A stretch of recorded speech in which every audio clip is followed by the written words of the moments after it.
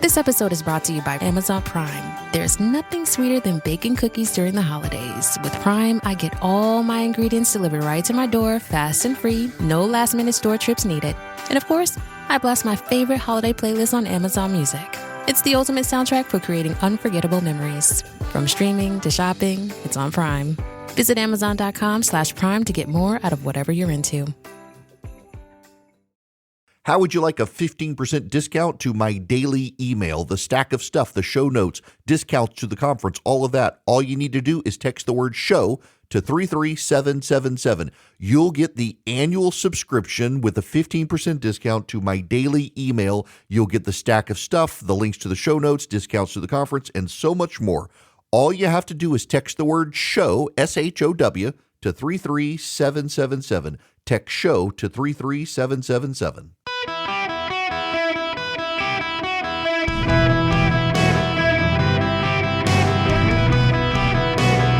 Welcome to the Eric Erickson Show podcast, Hour 3.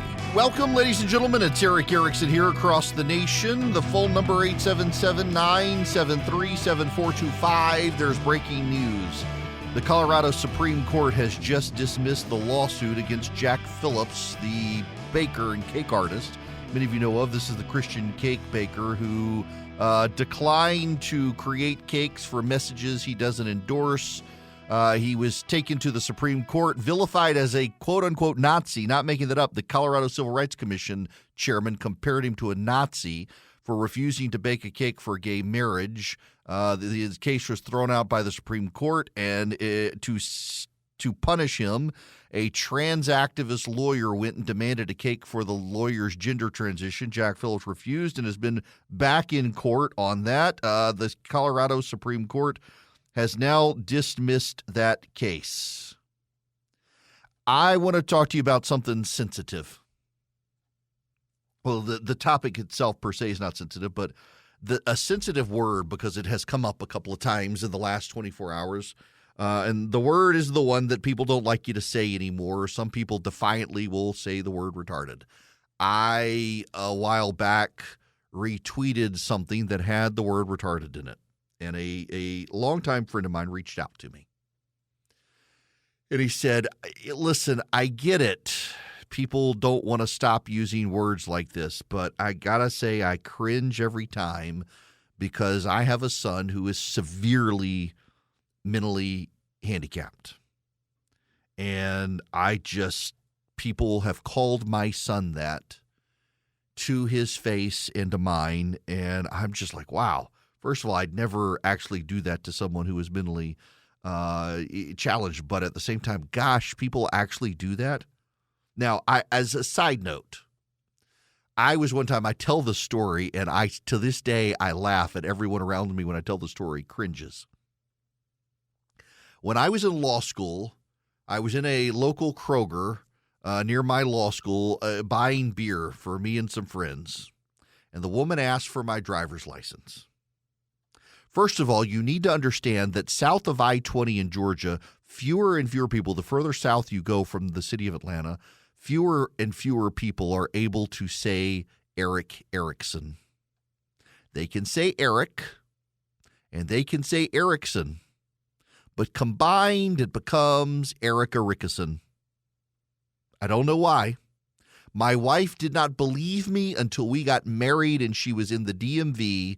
And the woman came up to her after spending a minute calling for Christy Erickson, came up to my wife and said, "Aren't you Christy Erickson?" I don't understand it. The further south you go, white, black, doesn't matter. I used to think it was a phenomenon of the black community, but it is white and black, and it is Erickson. So I'm in line at this Kroger, and I hand her my driver's license, and she looks at me and immediately says to me, and I'm not making this up, she says, "Eric Erickson, was your mama retarded?" Literally says that and then catches herself. And her eyes get just giant, like I'm about to lose my job for what I just said. And I died laughing. I thought it was one of the funniest things. But I am mindful of the sensitivity of the word. And I have heard many people use it in email and the like in the last 24 hours. And I will not use the word to describe the people we need to talk about. I'll just say they're morons, which is also a medical legal terminology. When I was in law school, we had to learn about low-grade morons and high-grade morons. I'm not sure about these, but I must first play you some audio from 9 years ago on the CBS morning news with Charlie Rose, and I guess it was Nora O'Donnell at the time. Let me fire this up so that you can listen to it, because it is important that you understand the discussion that is happening with a lot of people who their brains are just as my audio goes haywire, their brains are breaking over this. Well.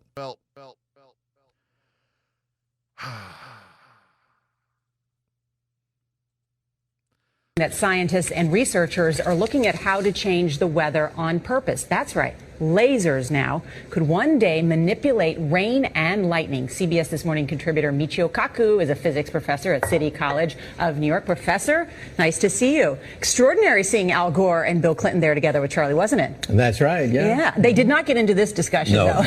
But it is fascinating. I mean, lasers, really, to change the weather? That's right. Well, as Mark Twain once famously said, everyone complains about the weather, but no one ever does anything about it.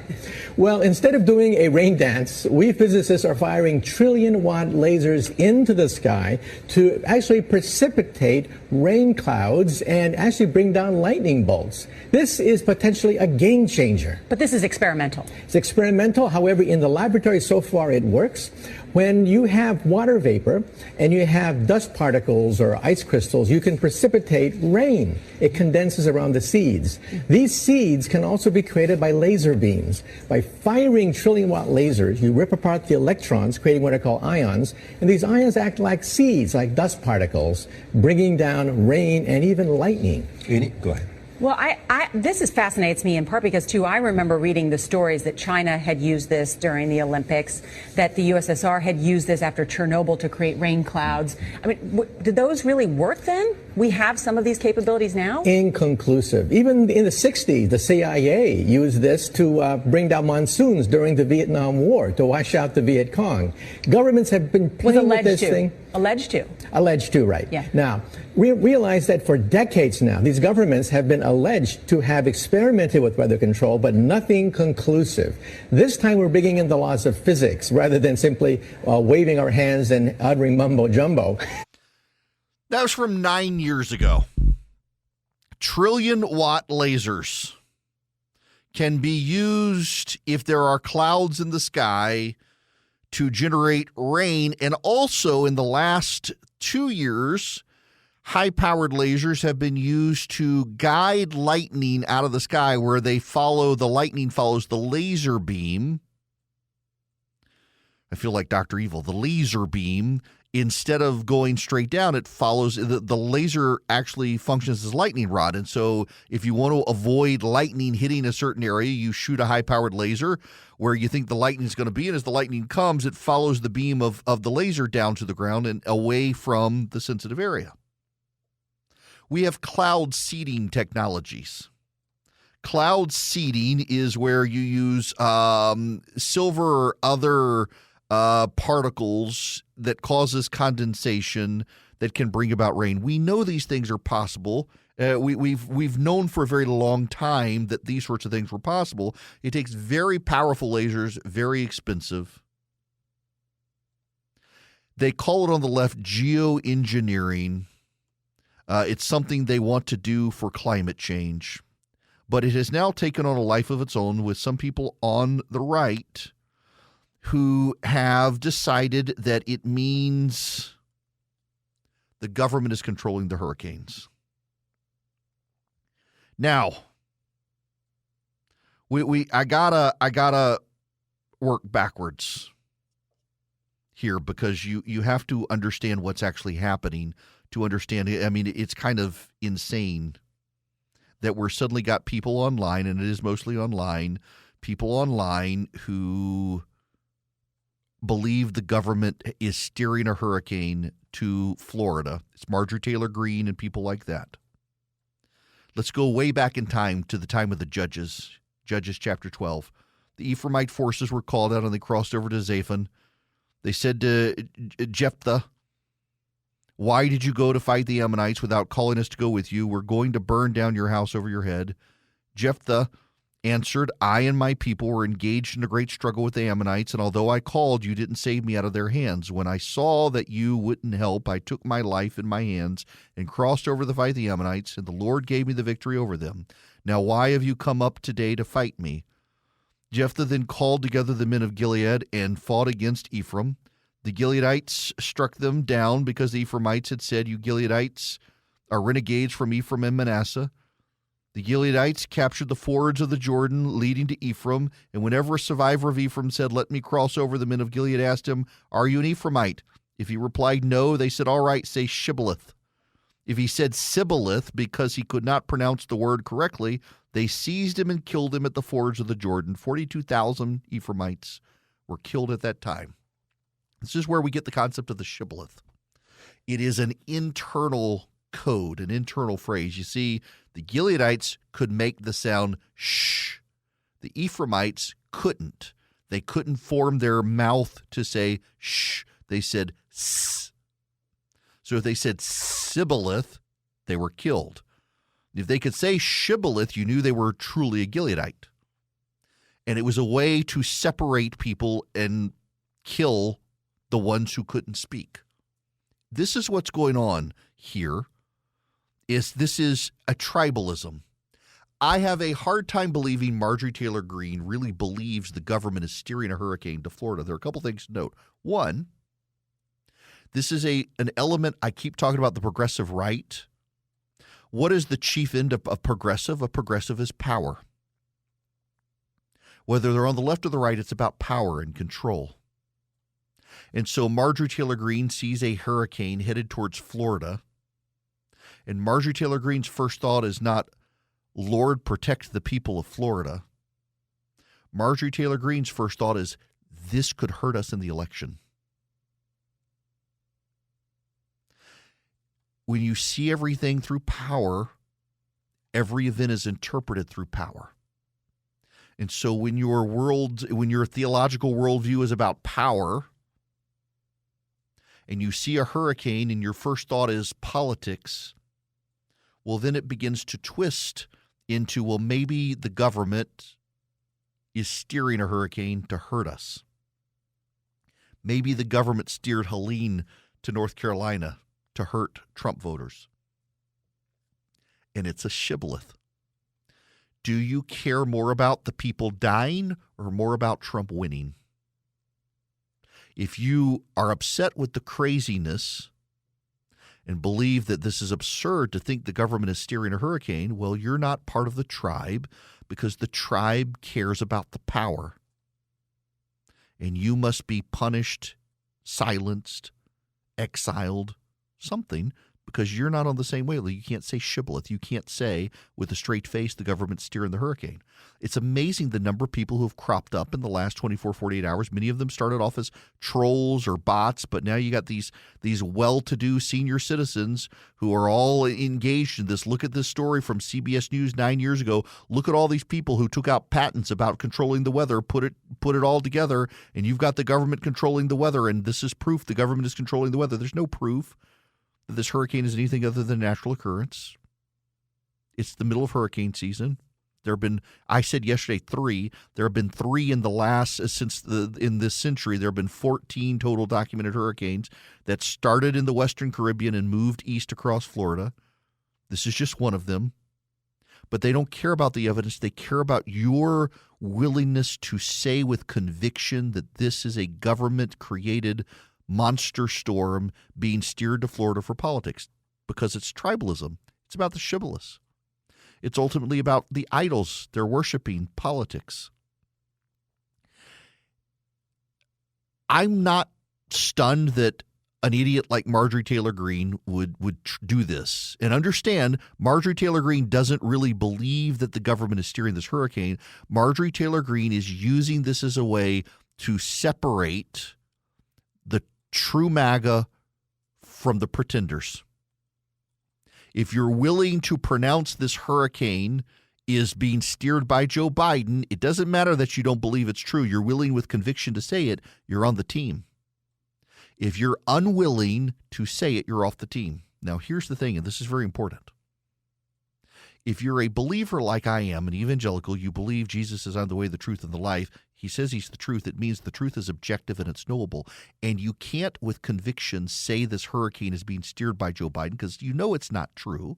You know it's not possible. You can't say it, so you are being precluded from being on that team. And I should tell you, anyone who's willing with a straight face, whether they believe it or not, to tell you that the government is conjuring hurricanes and steering them towards their political enemies, that is not a team you should want to be on. It is the crazy town team. You should want nothing to do with it. Even if you want Trump to win, you should not want to be affiliated with that, because it's not that they're actually crazy. It's that they're willing to convictionally mouth lies as a way to separate their adherents from those who aren't.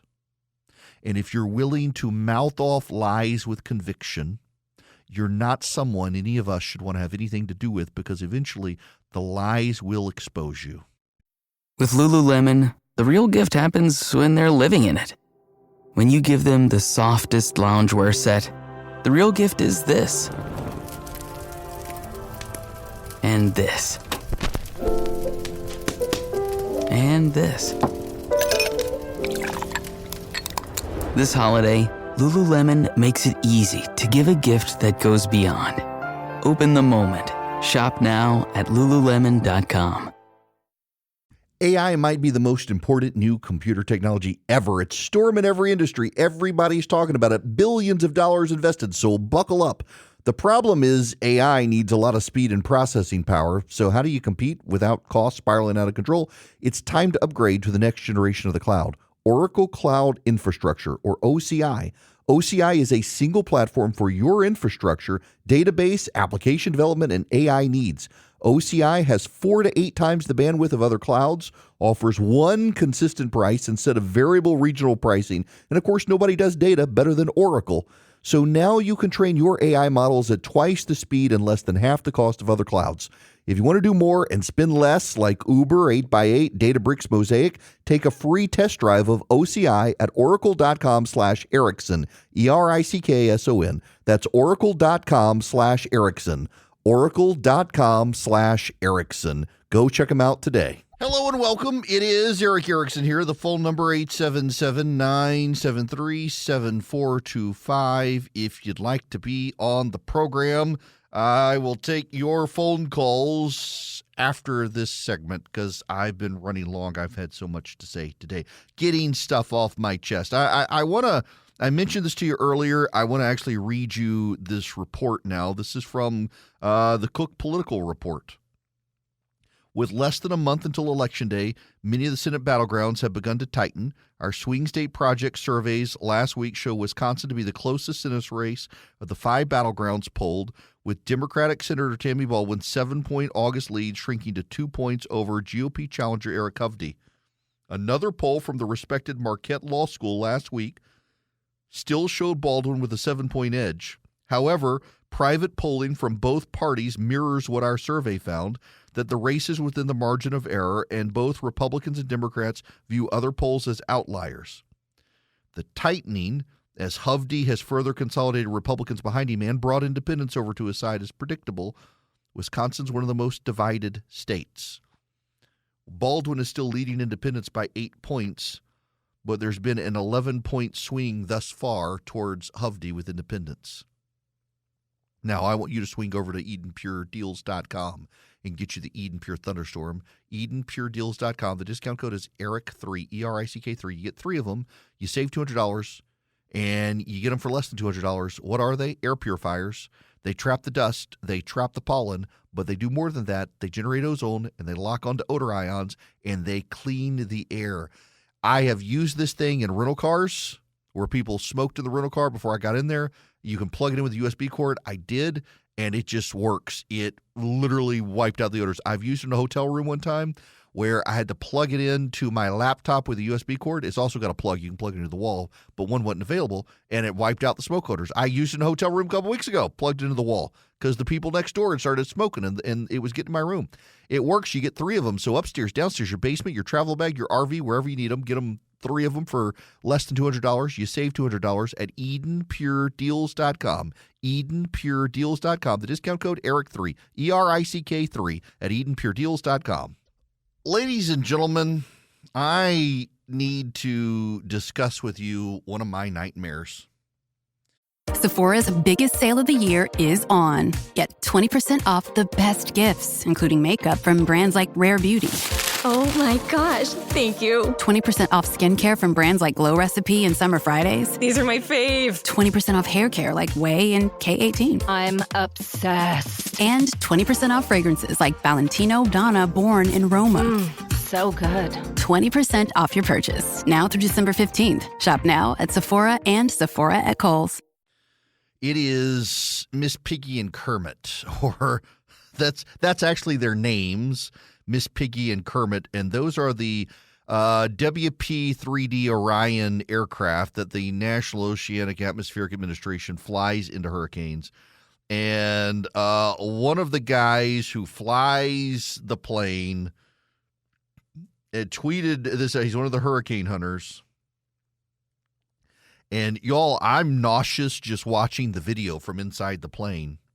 I mean, this plane is bouncing around. You can't see out the windows. It looks like the engines are struggling as they get into this. I mean, they're bouncing all over the inside of this plane.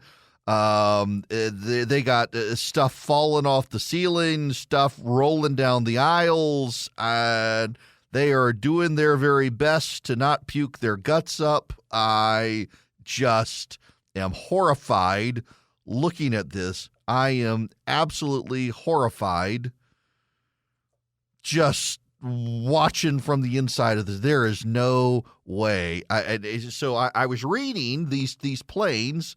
They're turboprop planes, and their wings and everything are extra reinforced, as is the plane, to be able to withstand the hurricane. And they fly into the eye of the hurricane, and they drop off expendable sensor relays that can measure everything, the wind and everything else. And I just want to just watch this video and have a barf bag handy. This is nightmare fuel for me. I've been in a plane crash before, and I have been in horrible turbulence before. Nope, there is no way that I want to be on that plane watching that. Oh my gosh. Yeah, Ken, Christina Edwards, our in-house meteorologist at WSB Radio, recirculated on Twitter, and I saw it, and I'm just like, bleh! Oh my gosh. Oh, all right. Now, let me take Justin's phone call from Dayton, Ohio. Justin, welcome to the show. Hey, thanks, Eric. Pleasure to talk with you. Thank you. So I wanted to ask you about, I live in Ohio. Issue 1 is to ban gerrymandering. And, I looked that up. I understand kind of the concept of, going off the census to redistrict, do the redraw of the district lines. But it just, everything's negative that I read on the internet. It seems like when it's like a blue state, they're all for it. When it's a red state, they're trying to ban it. Yes. That's exactly it. Listen, Democrats loved gerrymandering until 1994, when Southern Democrats became Republican, and ever since they've hated it. Just to give you this perspective. So I live in Georgia, and in 2000, it became very clear that the Republicans were gaining ground demographically in Georgia. So what the Georgia Democrats did in 2002, for 2002, they redistricted in a way that they did multi-member state legislative districts where they piled 3 people into a single district. They had one district that stretched 3/4 of the way across the state, like no wider than a highway.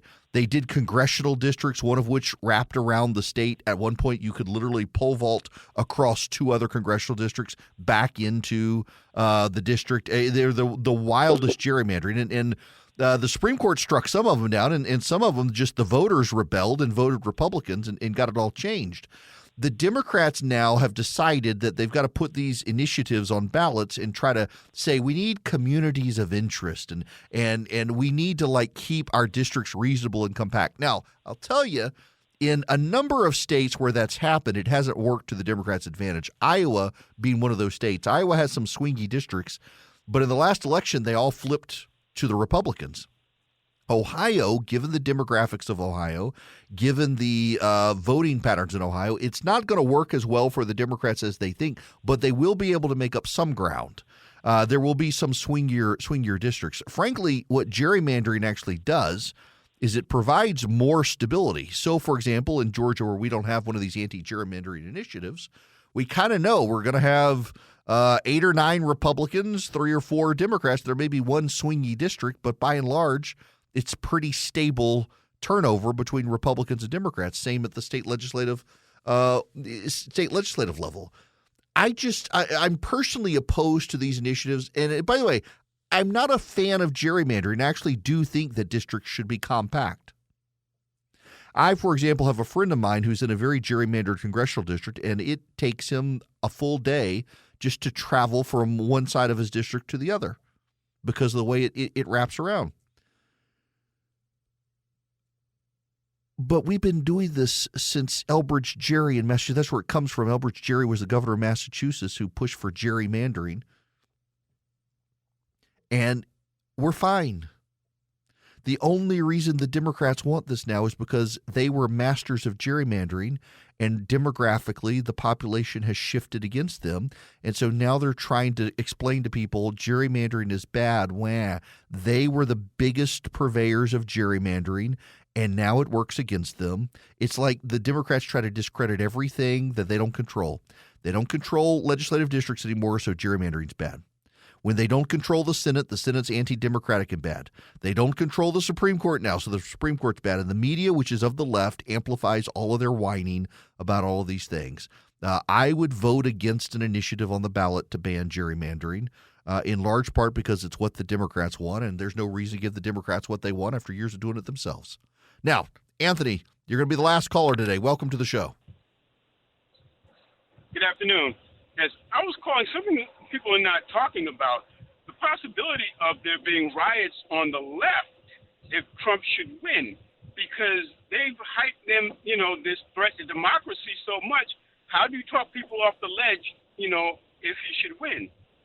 Man, okay, Anthony, I didn't know you were going to call and ask me this, but I sure am glad you did, because this is the perfect setup, because you are absolutely right.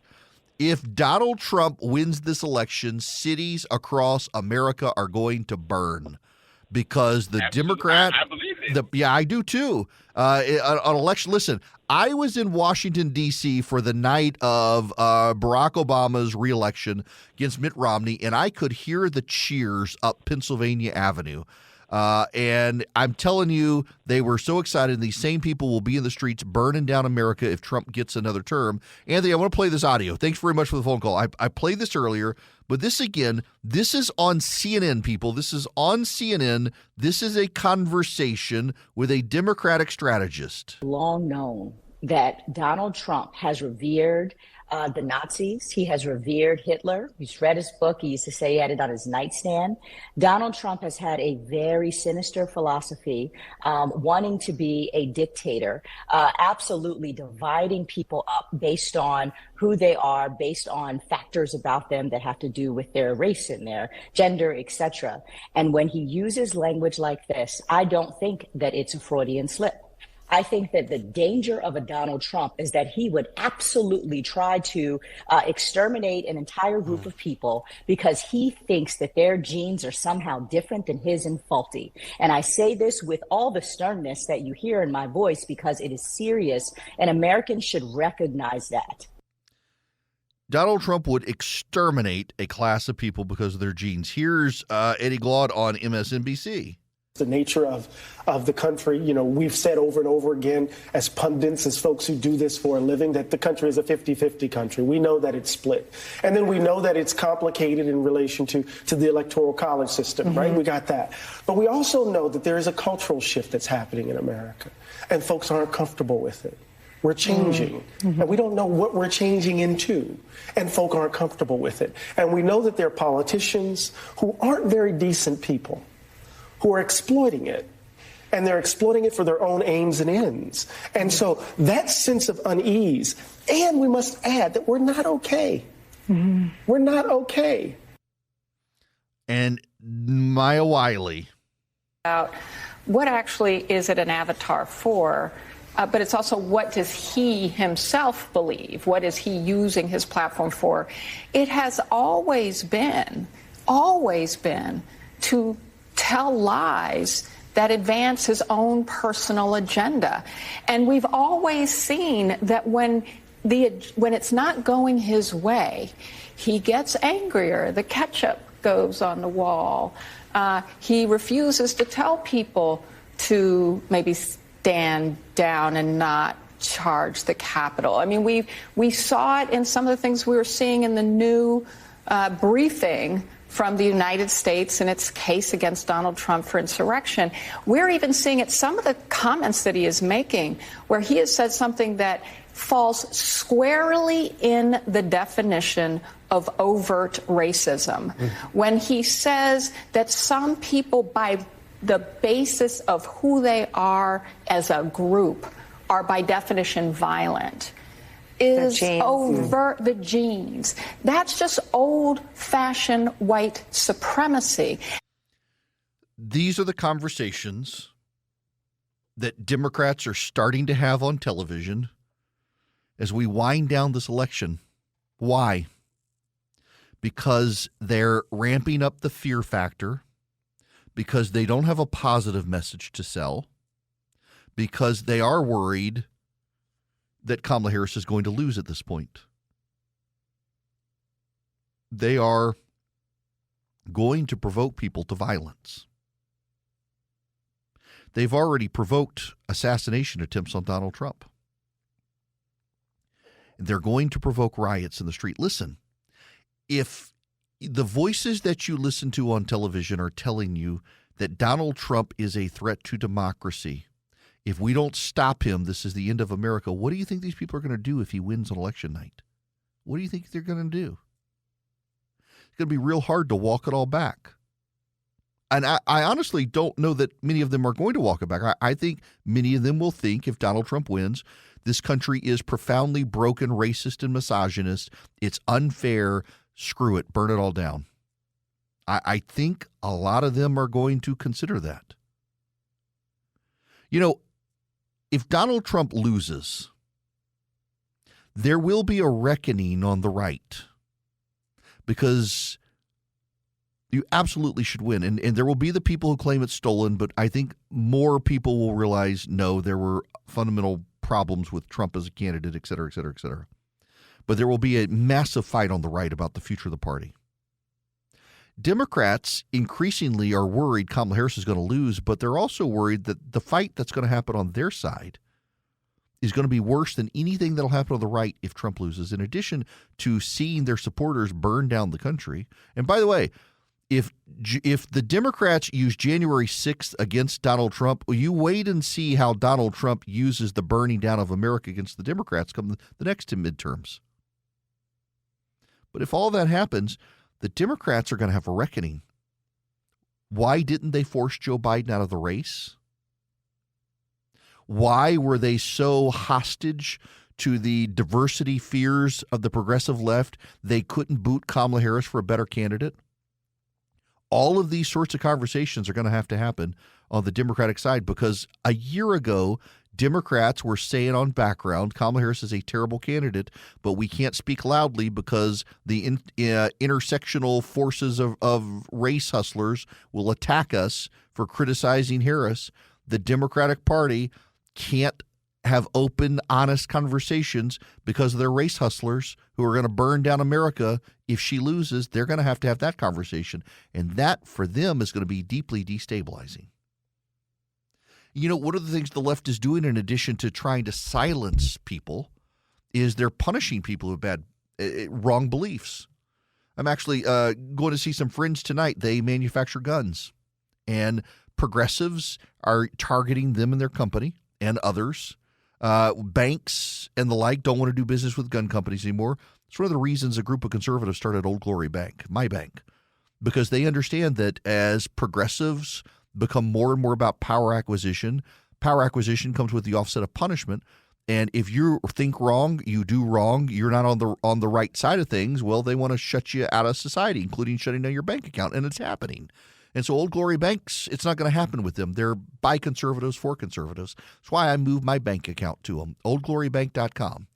Member FDIC equal housing lender. You can go to oldglorybank.com. You can get an account with them, checking savings. You can do a business account with them. You can do business savings with them. You've got great competitive interest rates. You can do CDs, mortgages, loans.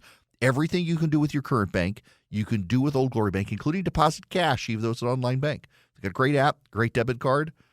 You name it, they got it. They're a bank. But something you can do with Old Glory Bank that you can't do with a lot of banks these days is have peace of mind that you're not going to be targeted for who you are, what you believe, and who you do business with. oldglorybank.com. You can get a no-fee checking, no-fee savings account. That's what I have with them. oldglorybank.com, member FDIC, equal housing lender. Terms and conditions apply. Hello again. Let me see if I can play this clip for you. So I'm having, just so you guys know, it's really pulling the curtain back, but I run a program on my laptop that I can route audio more easily, and they updated the software, and it's clearly got a bug in it, and I'm having issues. You recently surprised people when you said that you are a gun owner. And then if someone came into your house... That was not the first time I've talked about it. That's not the first time I've talked about it. So what kind of gun do you own, and when and why did you get it? I have a Glock, and I've had it for quite some time.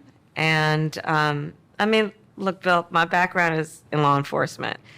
And so there you go. Okay, she said Glock like what is the name of gun? What is the name of gun? What is the name of gun? Philip and I interviewed someone. I will not say names. A number of years ago, Philip and I went to a venue to interview someone, and I asked this person how they liked their hash browns. We were talking about Waffle House. The look of horror in his face. And he says, crispy. Oh, you didn't expect to get asked that. Glock. So here's the irony of this and why someone should follow up on this is Glocks don't have a traditional safety. Now, I can't say they don't have a safety because every Glock owner in America will ambush me. And by the way, I have multiple Glocks. They don't have a traditional safety. They have a couple of different mechanisms, including the multiple trigger pull, where it's like instead of a single trigger, it's like three triggers next to each other. One sticks out a little further. You got to pull them all back, and several other designs that make it a safety. But it's not a traditional safety with a switch that you flip on and off. She supported and encouraged passage of a law in California that banned Glocks because of that. She uses it in self-defense in her home. And that's the subject of the Heller decision in Washington, D.C. that established our individual right to the Second Amendment, and she opposed the Heller decision. So she supported a law in California to ban the very gun that she decided she needs for home protection. And she opposed a Supreme Court case that gave her the right to have a gun in her home in D.C. for self-protection. Some journalists should probably follow up with her. Now, I listen, good for 60 Minutes asked her the question. It wasn't an easy interview. They asked her some softballs that she flubbed, but good for them asking this question. I had no idea whether she owned Smith & Wesson, whether she owned a Glock. What did she own? She owns a Glock. I love my Glocks. I have several Glocks. They take a licking. They keep on ticking. They are fantastic. I've got a Glock 44X. I've got a Glock 19. I got a Glock 43. I've got 3 Glocks. What all do I have? I got a 45 and I got 2 9mm. In any event, she pushed for a law in California that banned the ownership of Glocks because they don't have a physical safety switch. So why then did she decide she wanted a Glock for home ownership when she didn't want anyone in California to have that very same gun?